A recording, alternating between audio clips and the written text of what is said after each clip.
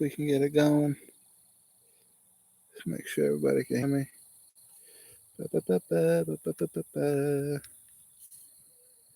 Try real quick. Not disappointed in Kevin Holland, but definitely would like to see him get a lot more serious about his grappling. This way he can showcase striking a lot more instead of being one of those guys that gets, if somebody gets a hold of you, he's going to hold you down. He has before last Saturday night did pretty damn good with takedown defense, but for some reason, I guess Brunson was just too much. Was able to hold him down the entire fight, and it was a very, very boring fight. Sorry, I don't want to put Brunson down or anything. Last comment about last Saturday. On to 260. UFC 260, Stipe Miocic versus Francis Ngannou, number 2. Stipe will be defending his title with a rematch against Francis Ngannou. Ngannou's went on a tear since losing to Stipe. Here we go. Main card starts off now. They're finalizing the bout order right now, so I could be wrong about this, but earlier today, main card started off Jamie Mullarkey versus Conor Worthy. Worthy 16-7, 2-1 in the UFC as a TKO win over Devontae Smith, submission win over Luis Pena. Excuse me, and then a TKO loss to Ataman Azatar in his last fight. He's got 12 finishes, 12 out of 16 of his wins finished, 9 knockouts, 3 submissions. He was finished in 100% of his losses, 6 by knockout, 1 by submission. Mullarkey is 12-4, 0-2 in the UFC. Lost decisions to Faraz Ziem and Brad Riddell. He's only been finished twice, both by knockout. Once by Alexander Volkanovski. The other, way prior to his UFC, both of them prior to his UFC days, but the other guy, not as well known as Volkanovski. 8 knockout wins, 3 by submission, so he looks like he's going to be able to stand there with Worthy, and I think that if he stands there, Worthy is kind of probably going to be able to take him to a decision. So I'm going to go Conor Worthy.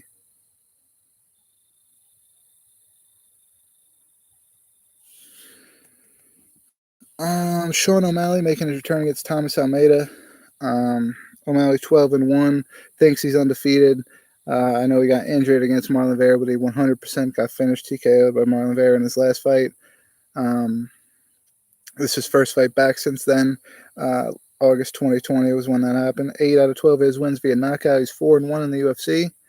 And he's 5'11" with a 72-inch reach, going against Thomas Almeida, who's 5'7", with a 70-inch reach, giving up a good size advantage to a very good lengthy striker. Almeida's 22-4, 17 knockout wins, never been submitted. 1-4 since 2016. He's on a 3-fight losing streak right now with decision losses to Jimmy Rivera and Jonathan Martinez. Also being knocked out by Rob Font. He's 5-4 in the UFC. Had a little bit more rough of a go than Sean O'Malley did. And I think we're going to see a lot more of the same. Almeida is more of a stand-up guy. He is really good at jiu-jitsu. So if he can get the fight to the ground, he might give Sean O'Malley some problems, see how his cardio is and shit like that. But I think this one's pretty easy. Sean O'Malley's probably going to get a knockout win and or a decision win if he's just able to outstrike him for 3 rounds straight. Hold on for just a second, guys.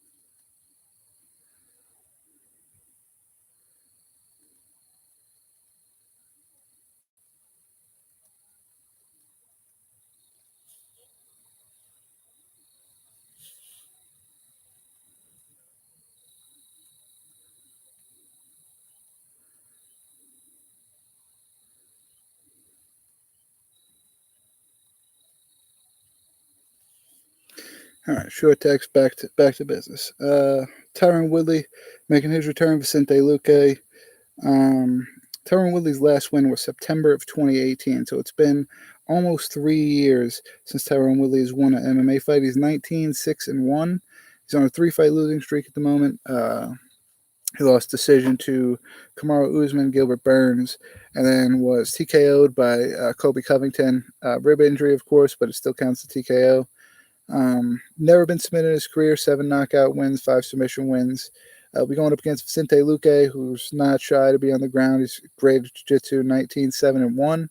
11 wins by knockout, 6 by submission. Never been knocked out in his career. He's been submitted twice. He's 12-3 in the UFC.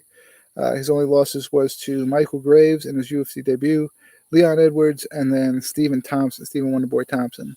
8-1 since his loss to Edwards in 2017. He's got wins over Nico Price twice. I think that was his most recent as well. Brian Barberina, Mike Perry, and Randy Brown. This one, again, is another one that kind of seems a little bit easy for me. Tyron Woodley is getting a little bit of a break because he's not fighting one of those kind of wrestler, grapplers, want to hold you in position, put you in the clinch, just out control you. He's fighting a guy that actually is down to go to war and throw strikes. And Woodley has power in his hands. He's got power in all of his strikes. So if Tyron Woodley lands on Vicente Luque, I could see him winning. But on the other hand, Vicente Luque, in my eyes, way better striker. Great at jiu-jitsu. So if Tyron Woodley tries to work his wrestling, Vicente Luque is crazy good off his back. I kind of just see way less paths to victory for Tyron Woodley, which is what makes it so easy in my eyes. I go Vicente Luque. I wouldn't be surprised Tyron Woodley is able to come back and make a statement with his return here, but Vicente Luque seems like the easier pick to me here.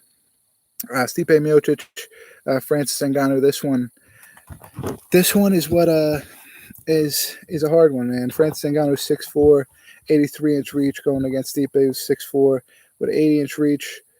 Same, reach differential that was in the first fight.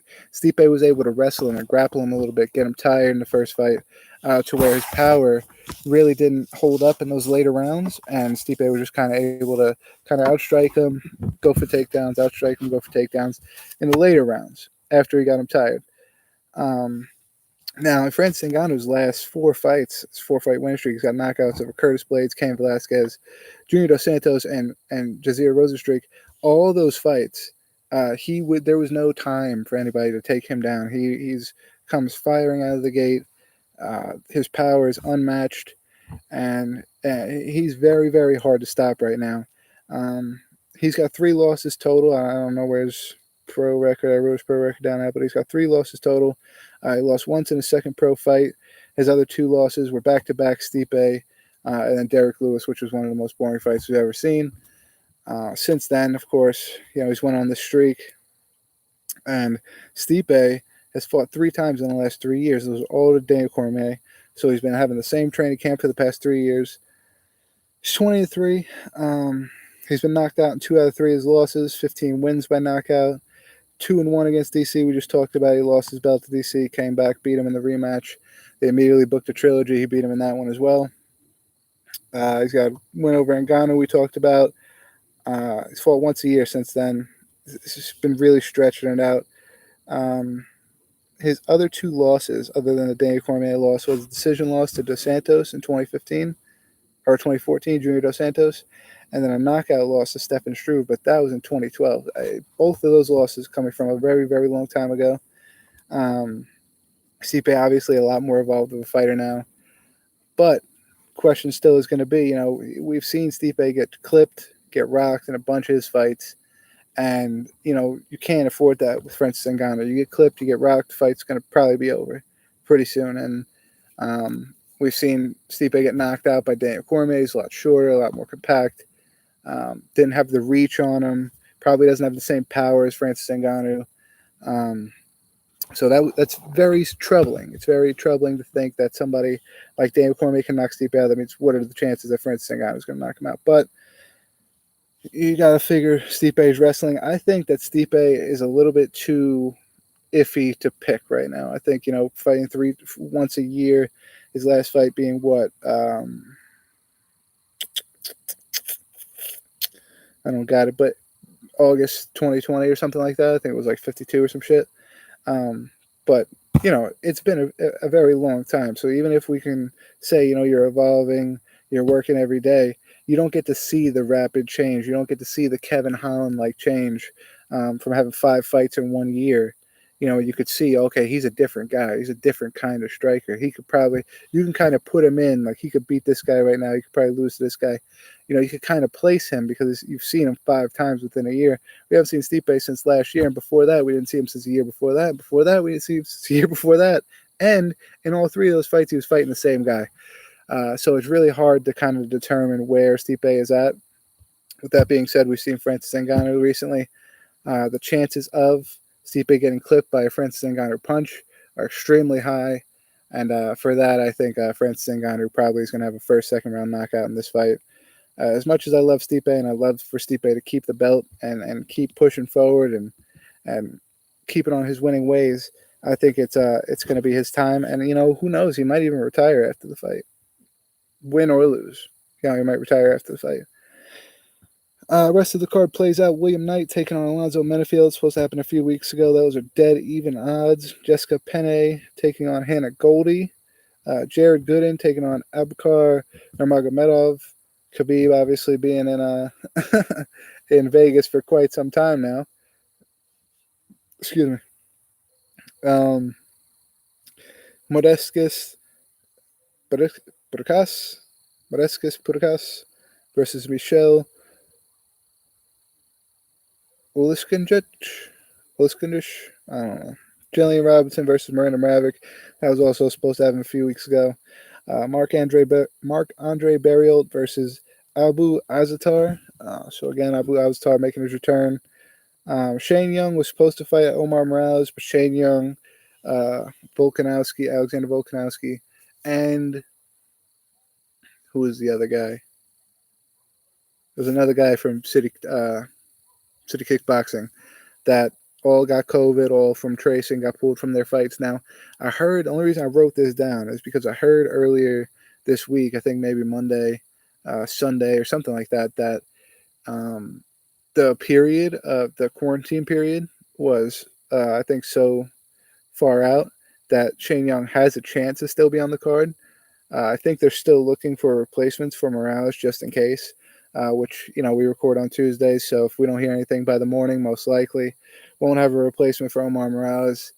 Unless Shane Young could pass a couple COVID tests and fight. We'll see. That fight might not be happening. Maybe he gets booked a little down the line with his teammate, Alexander Volkanovski, taking on Brian Ortega. That was also supposed to take place on this card. It's supposed to be a 2-title fight card, but we'll see. What's the week after? I think the week after is April 3rd. April 3rd.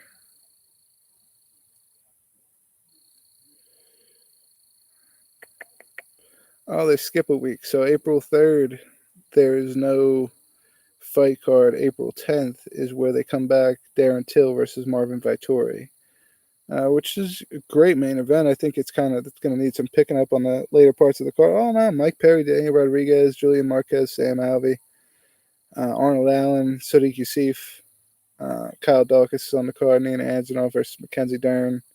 Jim Miller, Joe Sosolik. Sosolik getting his big break. Shout out Joe Sosolik. It's a pretty deep card. There's a lot of fights. And Kaznagi coming back from that knockout last year. It's a great card coming up. Now, if there is no... Let me just make sure. I know I can't be fucking up the dates that bad. Yeah, 27th, 3rd. So I skipped the 3rd to go to the 10th. So maybe we don't have a show next week. You never know. We'll see. It depends on what's going on. That might fall on a Bellator week. If it falls on a Bellator week, we might just flip the script, do a Bellator preview. We'll see. We'll play it by ear. Check on my social medias, Facebook, Twitter. I'll be making announcements to see if we'll come back for a preview next Tuesday. If not, the following Tuesday, of course, we'll be previewing the April 10th card. I'll see you then. Thanks for hanging out. Stay barbecued, motherfuckers.